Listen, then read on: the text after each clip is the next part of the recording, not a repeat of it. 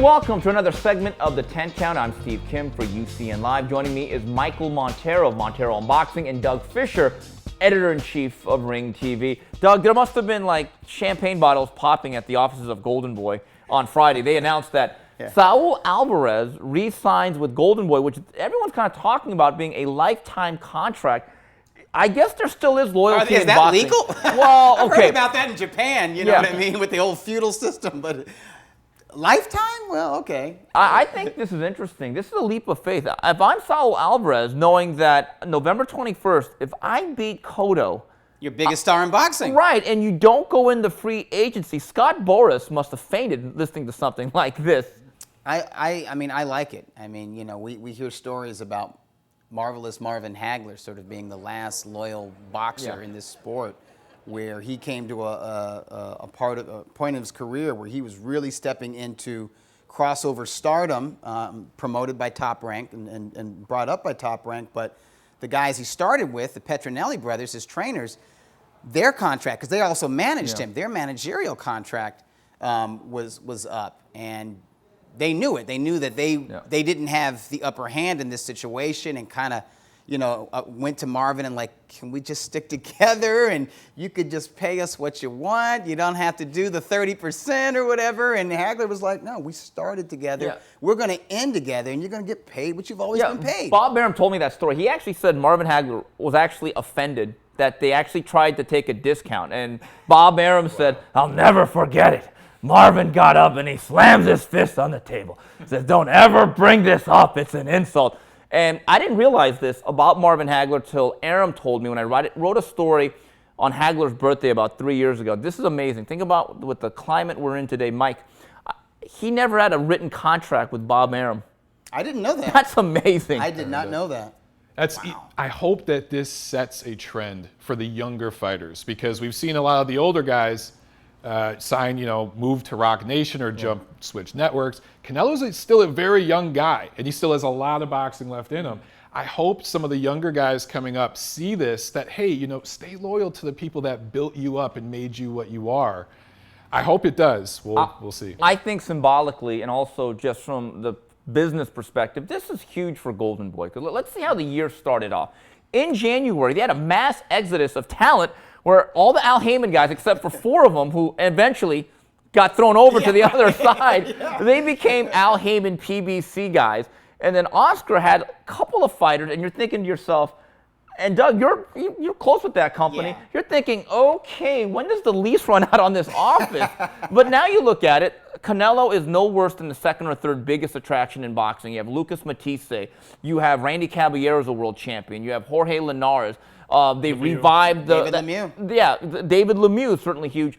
And I guess there is life after Al Heyman. But I got to tell you, Oscar De La Hoya, I think, has had a banner year from a business perspective of just steadying Goldenboy, Doug. Well, one thing he's done, and I should mention that the Ring magazine is owned by Goldenboy Promotions, and I'm the editor of the Ring magazine's official website. So I'm basically employed by Goldenboy Promotions. So take whatever I say with a grain of salt. But Paul Morton. What I've seen with the exit of Heyman and Heyman's fighters is kind of a return to the company's roots when they started more than 10 years ago here in Los Angeles, and that was to develop all the local talent that they could get, whether they were top amateurs or just, you know, local guys who were pretty decent who could sell tickets. And they're doing that now with the LA Fight Club series and all of their undercards.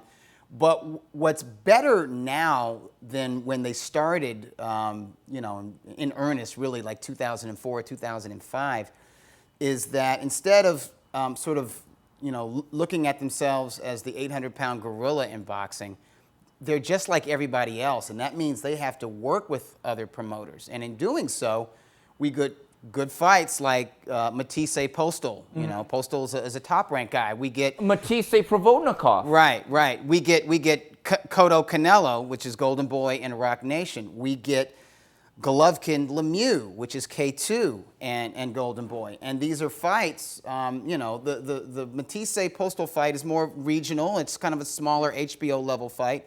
But guess what? StubHub's going to be packed, and fans are going to get their money's worth, and that creates more fans, and that makes casual fans into hardcore fans. And the events like Golovkin and Lemieux and Canelo Cotto are very important because these are your quote-unquote elite level events in their pay-per-view.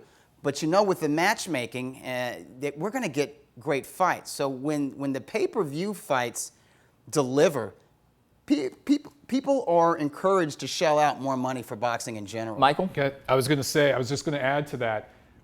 You guys mentioned the Al Heyman exodus, all the fighters. Yeah.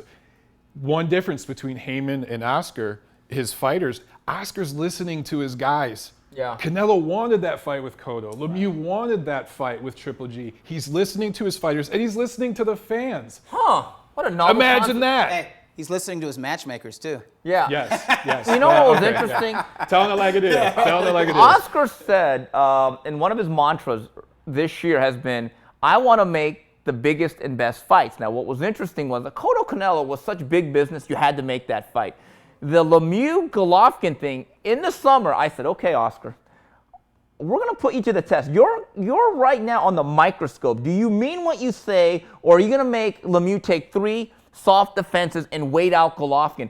And when he pulled the trigger, I did the dentist screen. I said, you are who you said you were. Crown him. Now, Michael, you go to a lot of shows locally, as much as any local media member. I'll say this about Goldenboy since this new edition of it. They are fun to work with. They give you access, they're friendly people, and their events are fun to be at. There's a major difference. Within about a week and a half, I went to the Triple G Lemieux presser here in LA, Cotto-Canelo presser, and all the Fight Week events for Santa Cruz Mars. And boy, could you tell the difference. It wasn't just the media treatment, though. It was the fan engagement. Yeah. They engaged the fans.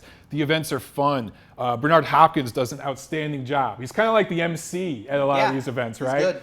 They have a tattoo, going around there, with the DJ guy. and music. It's going down for real. Everybody make some noise. The fans get hyped up. They do. The fans get hyped up for a press conference. That press conference in Hollywood with Cotto-Canelo, Yeah. there was a huge turnout for that. And It was a fan rally. It was 5 o'clock. It was rush hour in Hollywood. Nobody goes to Hollywood during rush hour, but hundreds of people did. So they're doing it right, and they're starting local with those small cards you talked about, the LA Fight Club. That's the way you're supposed to do it. I think it's clear. Doug, I know you can't say it, there'll be like screams of bias, but regardless of the results coming up, based on what they have accomplished, what they've put on, I think anyone that says they are not the promoter of 2015, Forget about it. I would strongly disagree with that comment. All right, well, that's it for this segment of 10 Count. On behalf of Doug Fisher and Michael Montero, this is Steve Kim saying till the next round, goodbye, everybody.